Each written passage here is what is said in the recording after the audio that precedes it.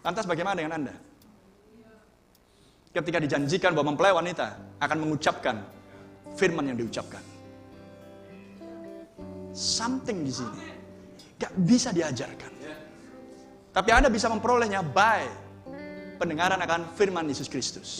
Selalu ucapkan amin, setuju, kelilingi karunia itu, angkat tangan minister, maka Anda akan berkemenangan. Jehovah Nisi, praise the Lord. Haleluya.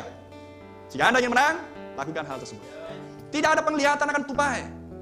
Tidak ada penglihatan akan keselamatan dua anaknya Sister Hetty. Tidak ada penglihatan akan dibangkitkannya ikan kecil. Tapi Tuhan berkata, engkau akan segera melihat kemuliaanku. Ikan kecil, bangkitlah di dalam nama Tuhan Yesus. Setelah terburai setengah jam atau 1 jam yang lalu. Dan mengapung di atas air, di dekat perahu di mana Brother Branham dan seorang saksi Yehova duduk bersama-sama sedang memancing. No vision, tiada penglihatan. Something, sesuatu.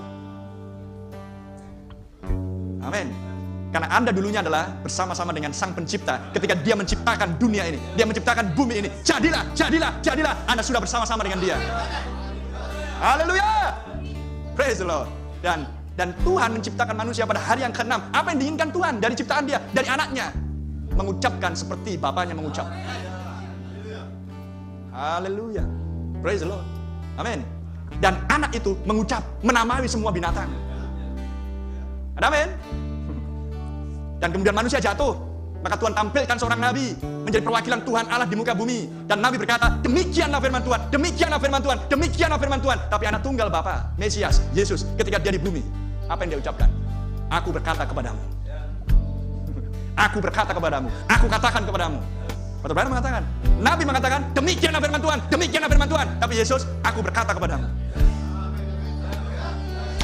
Lari, Anda tahu perbedaannya? Kalau Yesus mengatakan demikianlah firman Tuhan, Tuhan yang mana? Dia adalah Tuhan. Oh, tangkap misteri ini. Itu sebabnya Yesus bukan Nabi Allah, Allah Nabi. Yesus bukan Imam Allah, Allah Imam. Amin. Nabi berkata demikianlah firman Tuhan. Jadi kalau Tuhan berkata, Yesus berkata, demikianlah firmanku. Aku berkata. Haleluya. Maka sekarang Tuhan tiba di waktunya di akhir zaman. Dia ingin melihat sekumpulan orang-orangnya yang sudah ada dalam pikiran Tuhan sebelum dasar dunia ada. Apa yang sudah Dia miliki, sudah Dia taruh ke dalam anaknya. Apa yang ditaruh di anaknya, Anda harus memilikinya. Something inside you, sesuatu di dalam Anda. Dan saya sedikit menerima down payment akan hal itu. Uang muka. Masih ingat ya? Di Kerinci, Kerawang. Seorang ibu udah mau mati dan lumpuh, menyanyi berdoa, dan kemudian kami berbincang-bincang. Sesuatu teringat dalam diri saya, dan saya katakan, Bu, bangkit dan berdirilah. Bu, bangkit dan berdirilah. Ya, Bu, bangkit dan berdirilah. Sampai jam 1 pagi mereka bersuka cita. Esok paginya kami disuguhi sarapan. Tidak jadi mati, bangkit berdiri, sembuh total. Bagi saya, down payment. Something, sesuatu dalam saya. Ini yang Tuhan kehendaki. Amin. Maka untuk bisa menyimpan firman demi firman, firman demi firman, firman demi truth upon truth, word upon word. We are on journey, started in the mind of God. Kita melakukan perjalanan dimulai dari pikiran Allah. Dan tumpuk stone by stone, stone by stone, batu demi batu, batu demi firman demi firman, firman demi firman. Jangan biarkan iblis merampasnya. Karena apa yang sedang Anda tumpuk adalah sosok manusia sempurna, akan menghasilkan piramida hidupmu. Anak domba yang tersembelih sebelum dasar dunia Anda sudah melihat dirimu sempurna adanya. Glory. Oh, thank you Jesus. Jangan biarkan firman itu dicuri oleh iblis, dicuri oleh burung, dicuri oleh siapapun. Karena Anda sedang menumpuk untuk tiba waktunya in the appointed time. Ketika waktu telah tiba, Anda akan mengucapkan seperti Bapa mengucap, Anda mengucap. Amin. Tapi untuk mengucapkan firman dan jadi, Anda harus menjadi seperti Dia. Kembali, mari kita ciptakan manusia segambar dengan kita.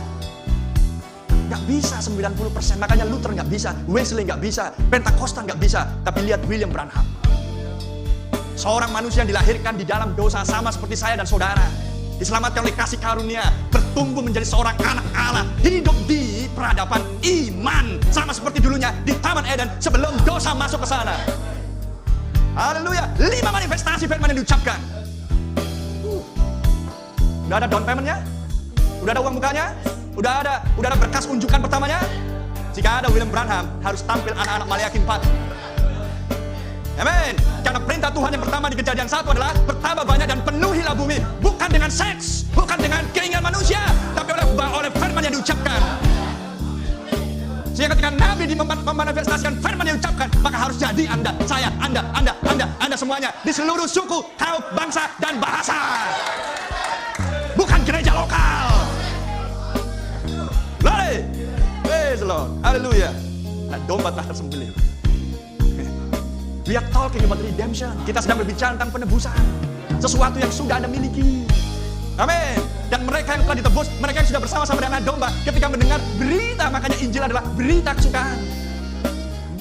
Injil adalah berita sukacita. Amin. Karena dia sedang berbicara behind your veil. Behind your veil. Di balik tirai. Ini mungkin muter, ngomong apa ini pengkhotbah, tapi something inside di dalam. Haleluya. Glory. Dan benih yang di dalam itu mengendalikan rohmu, 5 panca indera, roh yang dibangkitkan oleh jiwa yang dibangkitkan mengendalikan tubuhmu, 5 panca indera.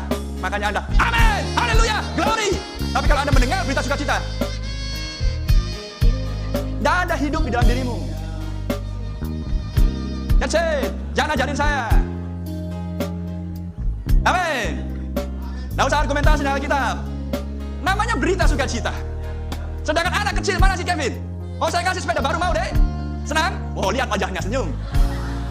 Tapi ini hanya ece-ece ya, nggak betulan. Lihat. Wajahnya udah senyum. Belum mendapat barang. Baru mendengar kabar. Anda sudah mendengar kabar bolak-balik, barangnya belum datang, tetap aja nggak ada ekspresinya. Tergantung suhu dan temperatur. Jangan biarkan iblis merampasmu. Benih firman yang ditaruh dalam hati.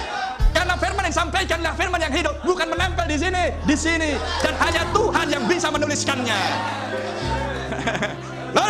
Oh, thank you Jesus. Habel by faith oleh iman melihat pewahyuan itu. Karena hal itu disingkapkan kepada dirinya.